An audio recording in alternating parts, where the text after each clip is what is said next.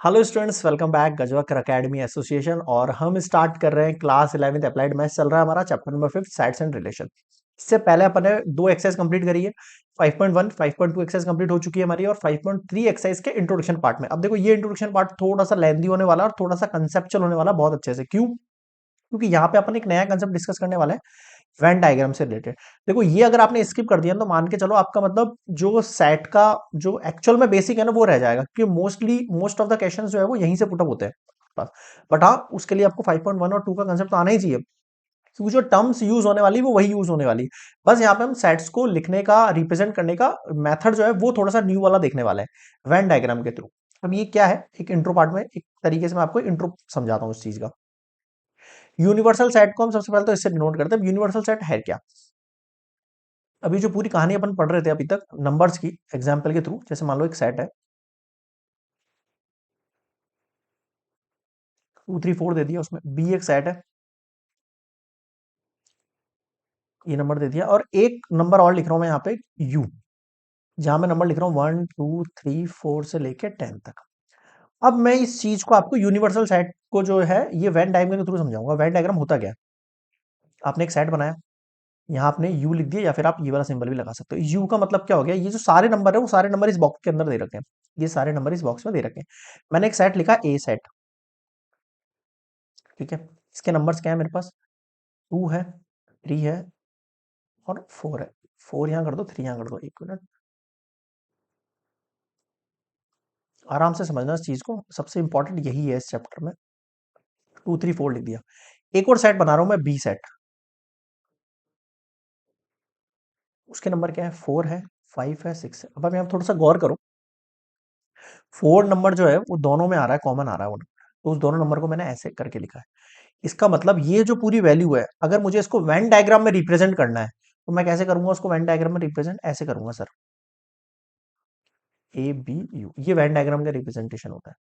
आया कुछ समझ में? ठीक है सर। यही अगर वैल्यू अगर ऐसी होती जिसके अंदर ए के वैल्यू जो है 1 2 होते और बी के वैल्यू 3 और 4 होते, डिफरेंट होते बिल्कुल, तो ये दोनों राउंड क्या होते हैं? अलग अलग होते हैं, डिफरेंस अलग अलग। एक सेट ए बी, बट ये दोनों के दोनों जो सेट है यूनिवर्सल सेट के अंदर आएंगे, तो हम उसको इस तरीके से यू के वाले ब्लॉक जो है उसके अंदर बनाएंगे। मतलब इसमें सी मतलब एक सेट और ऐड हो सकता है, डी भी ऐड, मतलब कितने भी राउंड हो सकते हैं इसके नाइट, A B C D E F. इससे क्वेश्चंस को करने में आपको बहुत ज्यादा इजी रहेगा। अब आपको अभी आपको ऐसा लग रहा होगा कि ये वाला ज्यादा इजी वाला पार्ट है, नहीं ऐसा नहीं है। ये वाला जो वेन डायग्राम के थ्रू है ना, ये बहुत इजी लगेगा। क्यों? क्योंकि आगे क्वेश्चन बहुत लेंथी होने वाले हैं, लैंग्वेज वाले क्वेश्चन होने वाले हैं। वो इस वेन डायग्राम के थ्रू करना बहुत आसान होने वाला है, और इसका मैं कुछ 2 4 फॉर्मुला भी बताऊंगा आपको, वो भी आपको नोट कर लेना, ठीक है। आपकी जो एमएल अग्रवाल बुक है उसमें थोड़ा सा कम दे रखा है, मैं उसको थोड़ा सा मतलब वास्ट लेके चलूंगा। बहुत सारे जो फॉर्मुलाज है वो इंक्लूड कराऊंगा उसके, वो आप नोट कर लेना बुक के अंदर ही, ऊपर लिख लेना, या फिर आप एक पेपर पेस्ट कर लेना, उसमें सारे फॉर्मुलाज एक साथ नोट कर लेना, ठीक है। चलिए, वैन डायग्राम समझ में आ गया? वैन डायग्राम क्या होता है? ये वैन डायग्राम का कंसेप्ट है, सिंपल, ठीक है सर। अब आता है टर्म्स के ऊपर। वैन डायग्राम के अपन ऊपर पढ़ने वाले हैं ऑपरेशन ऑन सेट्स। सेट्स के ऊपर अपन ऑपरेशन करेंगे। ऑपरेशन मतलब जो है उनमें कौन कौन सी वैल्यूज होंगी, वो जैसे यूनियन ऑफ सेट्स। सबसे पहला हमारा जो ऑपरेशन है वो किसका हो रहा है? यूनियन का हो रहा है। पहला जो टर्म आ रहा है हमारे पास क्या आ रहा है? यूनियन। यूनियन का मतलब क्या होता है? एक साथ। यूनियन का मतलब क्या होता है? एक साथ। एक सेट ए है, एक सेट बी है। मैंने आपसे कहा ए सेट में 1 और 2 करके एलिमेंट्स है, और बी सेट में 3 और 4 करके एलिमेंट्स। मैंने आपसे कहा ए और बी का भी यूनियन निकालो। यूनियन का मतलब दोनों को एक साथ ले लो। एक साथ का मतलब क्या होगा? सारे डिजिट ले लो, 1 2 3 4। मान लो यहाँ पे 1 भी दे रखा होता, मान लो ऐसा, तो 1 आपको रिपीट नहीं करना है, रिपीट नहीं करना है आपको, वन टाइम ही लिखना है उसको। समझ में आ गया? यूनियन का मतलब समझ में आ गया, ठीक है। जैसे कि X such that X belongs to A. और अब याद रखना, यूनियन के अंदर हम क्या यूज करते हैं? और यूज करते हैं लैंग्वेज में। जब आपको और बोलेंगे तो आप याद रखना यूनियन की बात कर रहा है। जब एंड बोलेगा, जब हम इंटरसेक्शन की बात करेंगे, वो आगे आएगा। अभी खाली यूनियन समझ लो आप। एग्जाम्पल इसने दिया है यहाँ पे, आपकी बुक में। ए एक सेट है 1 2 3 4 5, बी एक सेट है 1 3 5 7 9। ए यूनियन बी अगर मुझे लिखना हो, या फिर मैं इसको ऐसा कह सकता हूँ, ए और बी अगर मुझे लिखना हो, इसका मतलब एक ही बात है। ए यूनियन बी बोलना चाह रहा है, आपसे फाइंड करने को बोलेगा तो ए और बी बोलेगा, तो आप समझ जाना ए यूनियन बी फाइंड करने को बोल रहा है। देखो, 1 उठाया, 2 3 4 5 7 9। अब ये जो रिपीटेड नंबर्स है ना, वो एक ही बार लिखना है आपको, डबल डबल नहीं लिखना है। समझ में आ गया? किस? अब एक इंपॉर्टेंट बात, एक और सेट दिया आपको, ए बी सी डी ई, और बी एक सेट दिया, ए यूनियन बी। अब देखो, मैंने इस वाले क्वेश्चन के अंदर क्या आया, जब ए यूनियन बी किया मैंने, तो वो क्या निकल के आ गया? ए निकल के आ गया। इस कंडीशन में ए यूनियन बी जो किया मैंने वो क्या निकल के आ गया, ए सेट निकल के आ गया सर। अब इसका मतलब क्या हुआ, इसका मतलब ये हुआ कि अगर आपका जो बी सेट है वो ए का सबसेट है, अगर बी जो सेट है वो आपका ए का सबसेट है। अब देखो बी में क्या है, सी ए आई ई, इधर देखो सी ए आई ई, इसका मतलब क्या हुआ, if B is a subset of A, अगर बी ए का सबसेट है इसका मतलब ए यूनियन बी आपका क्या होगा, ए ही आएगा, फिक्स हो गई ये बात। क्या हो गई ये बात, फिक्स हो गई ये बात। कैसे फिक्स हुई, क्योंकि बी की सारी वैल्यूज ए के अंदर है, बी की सारी वैल्यूज जो है वो ए के अंदर है, तो जब ए यूनियन बी लूंगा तो बी वाली वैल्यूज तो ए में आई गई है आपके पास, भाई बी वाली वैल्यूज तो सारी आपके पास ए में आई गई है, तो आप डायरेक्टली ए उठा के पुट कर दो ना यहाँ पे। समझ में आया कुछ, आप ऐसे काउंट नहीं करोगे ए बी सी डी ई, इधर से लिया, अब बी में से क्या लूं, अरे क्या लूं, क्या बी वाली सारी वैल्यूज ए में है ना, इसका मतलब आपने ए लिख दिया, इसका मतलब बी भी लिख दिया आपने, आपको एक ही बार लिखना है वहां पे। तो समझ में आया, ठीक है सर, तो ये नोट वाली चीज है, आप इसको थोड़ा सा ध्यान में रखना।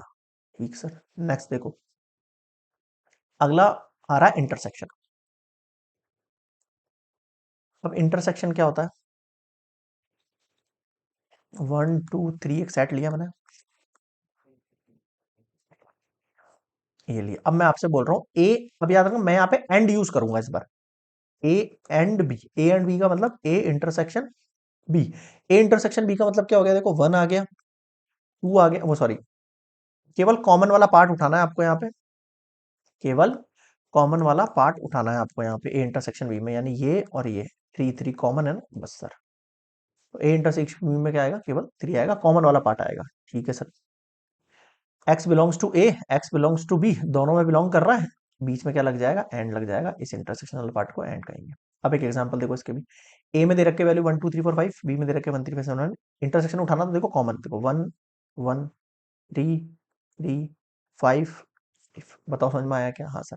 अगला देखो, अब एक और इंपॉर्टेंट चीज, अगर ए इंटरसेक्शन बी मेरे पास बी निकल रहा है, ये कैसे पता लगेगा, मान लो एक सेट बी है, ए बी दे रखा है और बी सबसेट है ए का, बी सबसेट है ए का, वही वाली पीछे वाली कंडीशन समझा रहा हूं, अगर बी ए का सबसेट है इसका मतलब क्या हुआ, बी में जो सारे एलिमेंट्स है वो सारे के सारे ए में भी है एलिमेंट्स, भाई बी में जो एलिमेंट्स हैं वो ए में है, जब तो बी ए का सबसेट हुआ, तो उस कंडीशन में ए इंटरसेक्शन बी जो होगा ना वो क्या होगा, बी होगा। वहां पे क्या आ रहा था, ए आ रहा था, क्योंकि आपको कॉमन वाले के अंदर इंटरसेक्शन के अंदर क्या लिखना होता है, कॉमन वाला पार्ट लिखना होता है, कॉमन वाला पार्ट क्या होता है, हमेशा कम होता है, ज्यादा नहीं होता है, तो बी कम है, छोटा है, तो वो वाली वैल्यू इसकी इंटरसेक्शन हो जाएगी। बताओ समझ में आया क्या, अब यहाँ से चेक भी कर सकते हो इसको, यहाँ पे मैंने प्रूफ भी दे रखा है, यहाँ पे ए में दे दिए, बी दे दिए, अब आप देखो बी जो है ए का सबसेट है, सी ए आई ई, सी ए आई ई, इसका मतलब क्या हुआ, बी जो है वो सबसेट है ए का, अगर बी ए का सबसेट है इसका मतलब ए इंटरसेक्शन बी आपका, डायरेक्टली आप बी लिख सकते हो यहाँ पे बिना सोचे समझे। बताओ समझ में आया क्या, हाँ सर, ये एमसीक्यूज के लिए इंपॉर्टेंट है, आपके एमसीक्यूज में आ सकते हैं इस टाइप के क्वेश्चन। आगे बढ़ू, ठीक है, इंटरसेक्शन समझ में आ गया, ओके नेक्स्ट देखो, इंटरसेक्शन ऑफ टू सेट्स। ठीक है sir, intersection of two sets का मतलब क्या है, two set A and B are called disjoint if A intersection B are null set. अब यहाँ पे एक और इंपॉर्टेंट चीज है आपके पास, डिसजॉइंट। अब सर डिसजॉइंट का मतलब क्या है, अगर मैंने आपसे कहा एक ए सेट है जिसमें 1 2 वैल्यू है, बी सेट है जिसमें कि 3 और 4 वैल्यू है, अब आप मुझे ए इंटरसेक्शन बी निकाल के दिखाओ, आप कहोगे सर इसमें कुछ कॉमन आ ही नहीं रहा है, अगर कॉमन नहीं आ रहा तो उसको आप क्या कहोगे, नल सेट यानी नो एलिमेंट। ठीक है, नो एलिमेंट, तो इस कंडीशन में इसको हम क्या कहते हैं, बोलते हैं डिसजॉइंट बोलते हैं, therefore the sets A and B disjoint, उन ए और बी सेट को क्या बोलेंगे हम, डिसजॉइंट सेट बोलेंगे, डिसजॉइंट।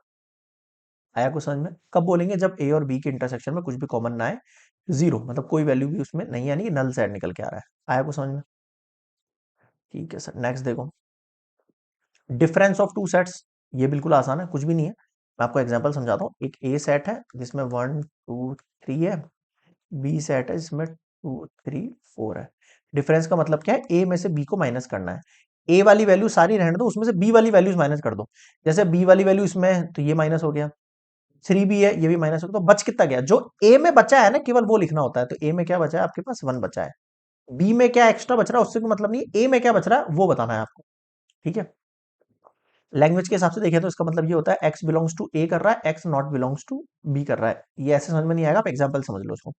एक ए देखो सेट दे रखा है 1 2 3 4 5, जैसे मैंने समझाया, बी में वैल्यू दे रखी है 1 3 5 7 9, अब मैं जब ए माइनस बी आपसे करने को कहूंगा, ए माइनस बी करने को कहूंगा, तो ए में से बी वाली वैल्यूज माइनस करनी है, बी वाली वैल्यूज कौन सी है आपके पास, देखो बी वाली वैल्यूज आपके पास देखो 1 है, जो इसके अंदर ए के अंदर होनी चाहिए वो सारी की सारी वैल्यूज, ए की वैल्यूज जो है वो होनी चाहिए उसके अंदर। जैसे 1 है तो 1 इधर भी है, 3 है तो 3 इधर भी है, 5 है 5 इधर भी है। अब ए के अंदर कौन कौन सी वैल्यूज बच गई वो आपका आंसर होगा।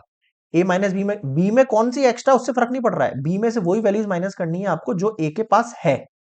समझ गए? जो एक्स्ट्रा वैल्यूज है उनसे मुझे कोई लेना देना नहीं है। और ए में जो वैल्यूज लेफ्ट बचेंगी वो आपका आंसर होंगी। तो ए में जो लेफ्ट वैल्यूज बच गई, देखो 2 बच गया है, 4 बच गया है, तो ये 2 एंड 4 आपका आंसर हो गया। बताओ समझ में आएगा? बी माइनस ए करूंगा तो आंसर डिफरेंस हो जाएगा क्योंकि ए की वैल्यूज डिफर है, तो ऐसा कोई जरूरी नहीं है ए माइनस बी और बी माइनस ए दोनों सेम आएंगे। ठीक है, तो ये दोनों क्या हो गए, यहाँ पे देखो नोट करके लिखा हुआ भी है, ये नॉट इक्वल आ रहा है इस कंडीशन में, तो आप इसको रट मत लेना कि दोनों इक्वल होते हैं। आया कुछ समझ में? ठीक है सर, ये हो गया डिफरेंस का कंसेप्ट। और आगे बढ़ते हैं अपन, डिफरेंस ऑफ टू सेट्स। ठीक है सर, अब मान लेते हैं एक सेट दे रखा है, इसमें 1 से लेकर 10 तक वैल्यूज दे रखी है और इसमें देखो 3 5 7 8 मैंने वैल्यूज दे दिया। ठीक है, अब जब मैं इनको माइनस करूंगा तो बच कौन सी आएंगी वैल्यूज? ऑब्वियस सी बात है, इनको छोड़ के 1 से 10 में जो भी वैल्यू थी सारी बच जाएंगी। 1 बच गया, 2 4 6 9।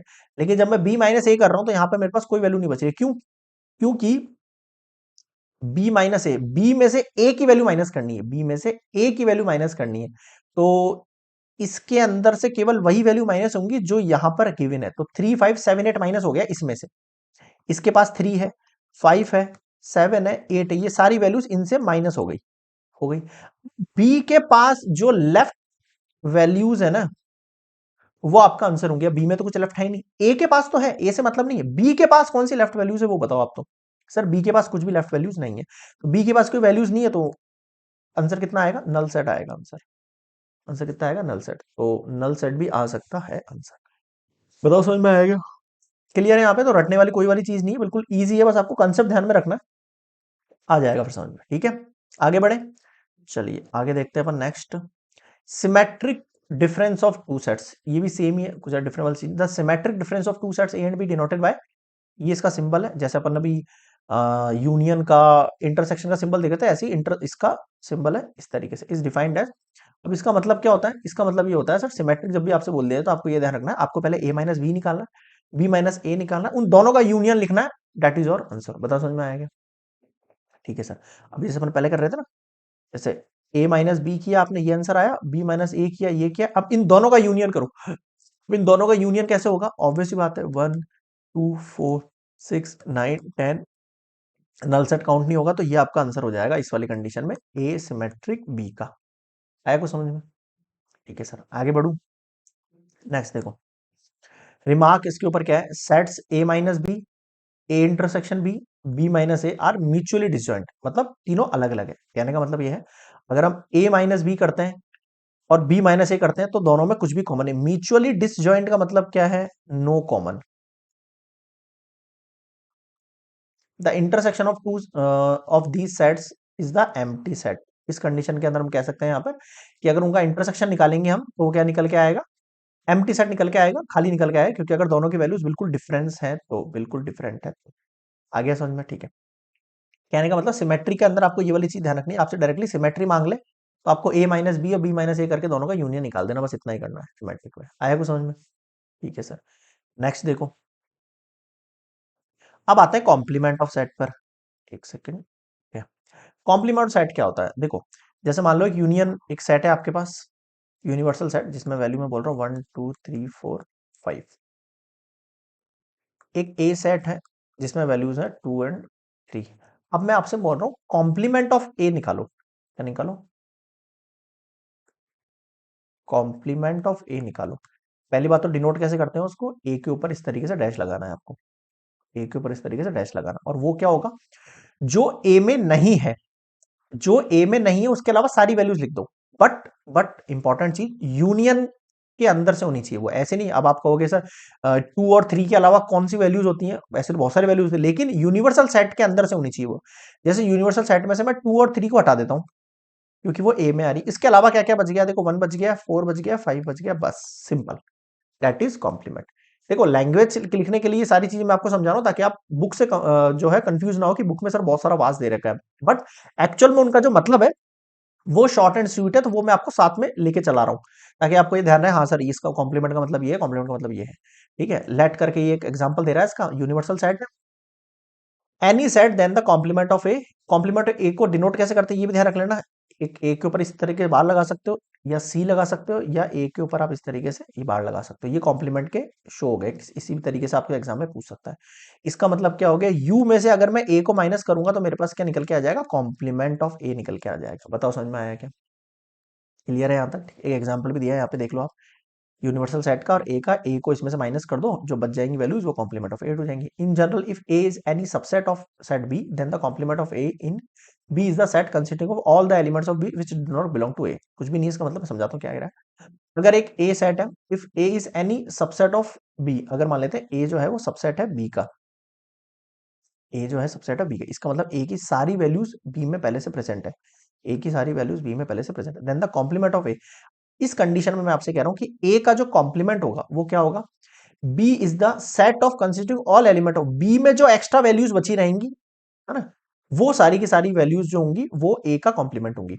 यानी ए का जो कॉम्प्लीमेंट होगा वो क्या होगा, बी की जो रेस्ट वैल्यूज है, बी की जो रेस्ट वैल्यूज है जो ए में नहीं है, जो ए में नहीं, वो सारी की सारी ए का कॉम्प्लीमेंट हो जाएगी। समझ में आ गया? इसी को लेके एक एग्जांपल भी दे रखा है यहाँ पे, और अपन एग्जांपल डिस्कस करेंगे तो और अच्छे समझ में आ जाएगा आपको, ऐसी कोई दिक्कत वाली चीज नहीं है। ठीक है, चलिए आगे बढ़ते हैं अपन। अगला कंसेप्ट, इस पे फिर एक रिमार्क दे दिया, if A is a subset of the universal set, A is the subset of universal set A, then A dash is also the subset of, ये तो आपको पता ही है, मतलब जो कॉम्प्लीमेंट ऑफ ए होगा ना वो भी सबसेट होगा यूनिवर्सल सेट का, क्योंकि यूनिवर्सल सेट में तो सबसे बड़ा सेट है ना, तो चाहे ए हो चाहे कॉम्प्लीमेंट ऑफ ए हो, वो सब एक्चुअल के अंदर सबसेट ही माने जाएंगे उसके। ठीक है, अगर मैं सब कॉम्प्लीमेंट ऑफ ए का फिर से कॉम्प्लीमेंट निकाल दूं तो वापस से वही चीज निकल के आएगी।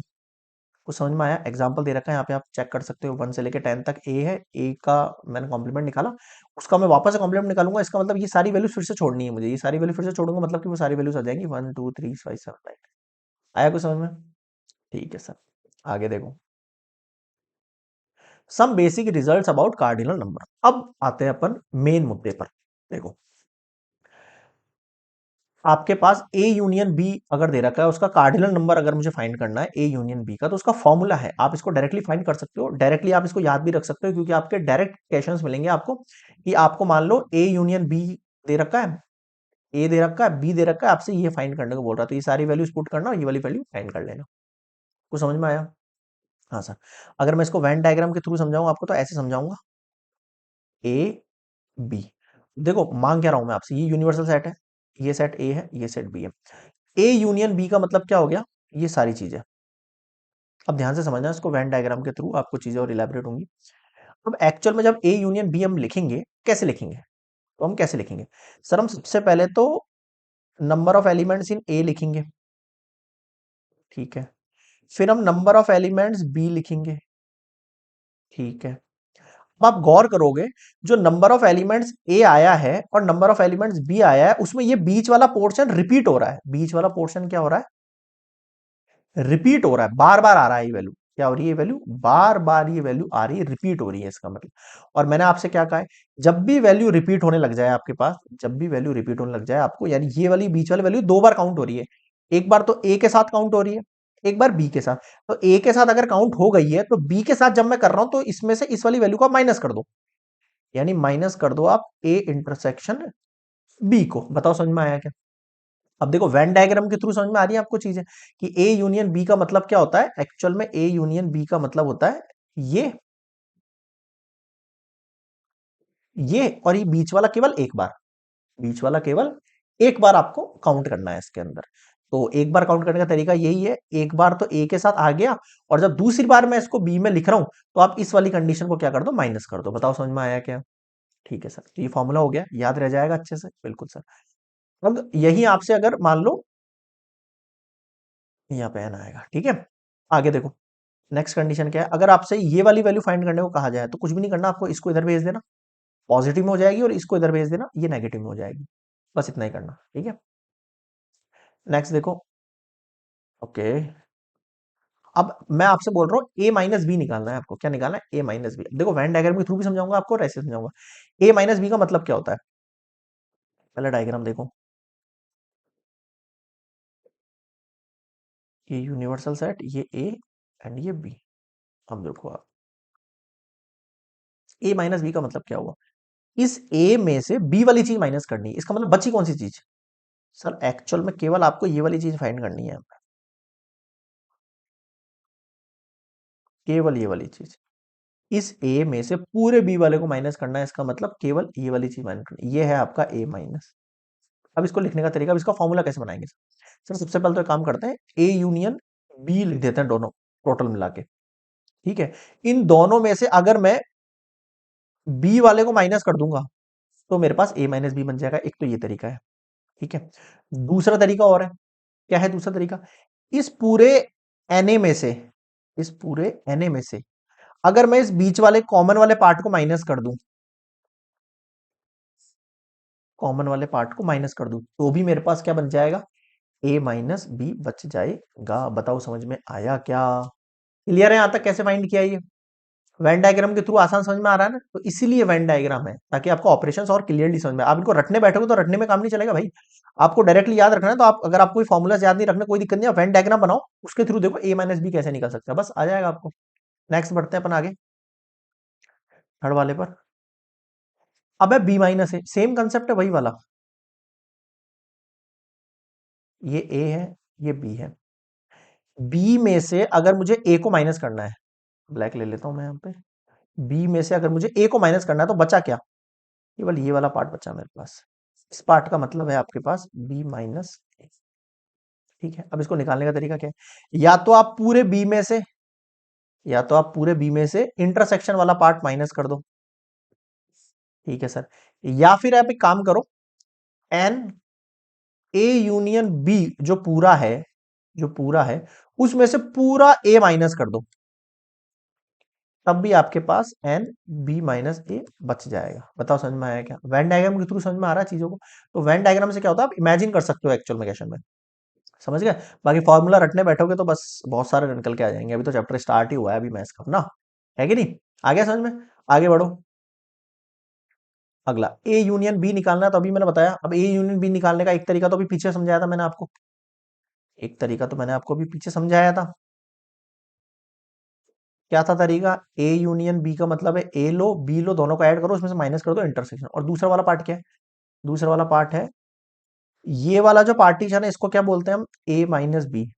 इस वाले पार्टीशन को हम क्या बोलते हैं? बी माइनस ए। इन दोनों को ऐड करो और इनके साथ साथ आप बीच वाले पार्ट को भी ऐड कर लो, जिसका मतलब क्या है? ए इंटरसेक्शन बी है। बताओ समझ में आया क्या? क्लियर है यहाँ पे? तो दो तरीके हो सकते हैं इसके तो, एक फॉर्मूला आगे स्टार्टिंग में बताया था, एक फॉर्मूला ये हो गया। ठीक है भाई, चलो आगे बढ़ते हैं अपन। फिफ्थ नंबर वाला, number of elements which belong to exactly one of ए।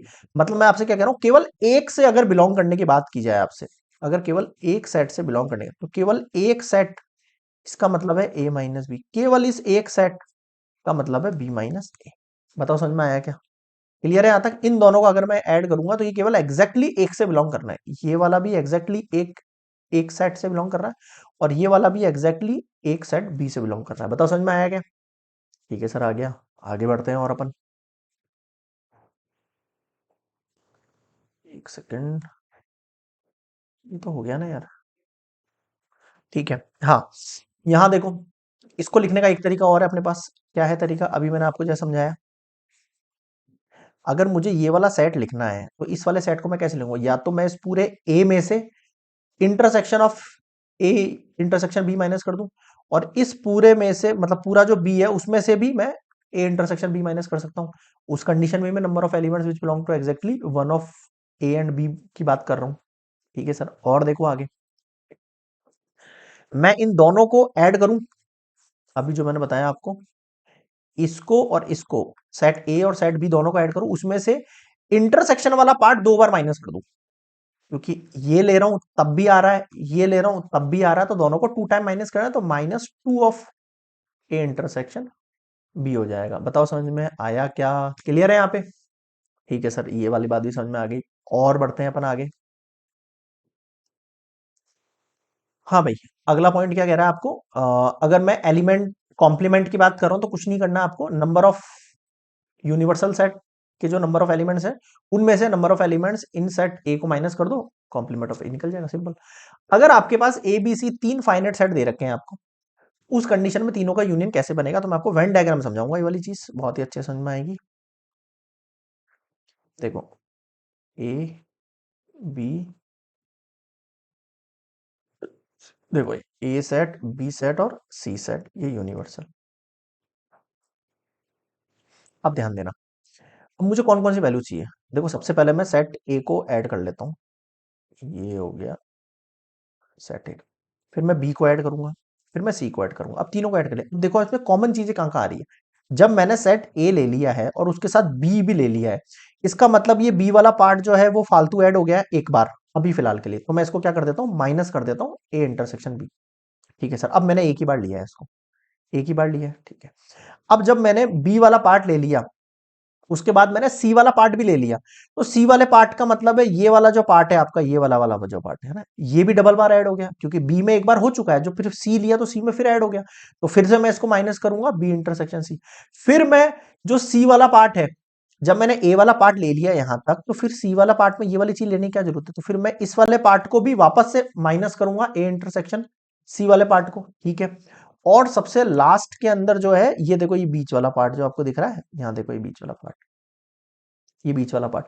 जब ये वाला लिया मैंने तो इस वाले को माइनस कर दिया, फिर मैंने इस वाले को माइनस कर दिया।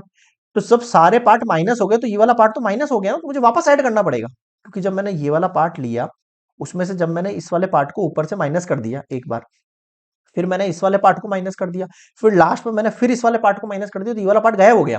तो इस वाले पार्ट को वापस से मुझे ऐड करना पड़ेगा।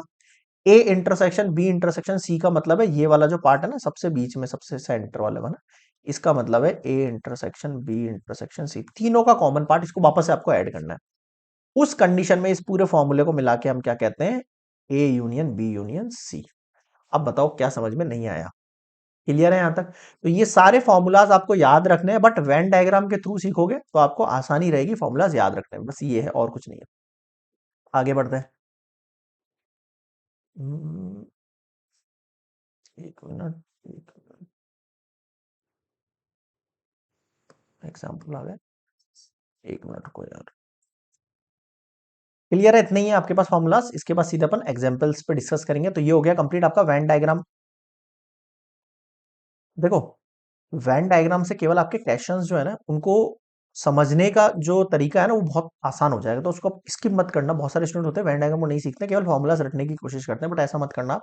मतलब बहुत सारे क्वेश्चन ऐसे कॉम्प्लिकेटेड होंगे लैंग्वेज के, आप आगे देखोगे आप ये ना, जो आपको समझने के लिए वेन डायग्राम आना बहुत जरूरी है। तो वेन डायग्राम बिल्कुल स्किप नहीं करना, एक एक का आप बना के देखना खुद से, सेल्फ खुद से आप इमेजिन करके देखना डायग्राम को, सर ये फॉर्मूला ऐसे कैसे बन रहा है। वो वेन डायग्राम बनाओगे ना, तब आपको समझ में आएंगी चीजें। आया समझ में। सीधे अपने सीधे एग्जाम्पल मिलेंगे, इलिस्ट्रेट एग्जाम्पल्स पे। यहां तक क्लियर हो गया पूरा इंट्रोडक्शन पार्ट एक्सरसाइज 5.3 के लिए। ओके।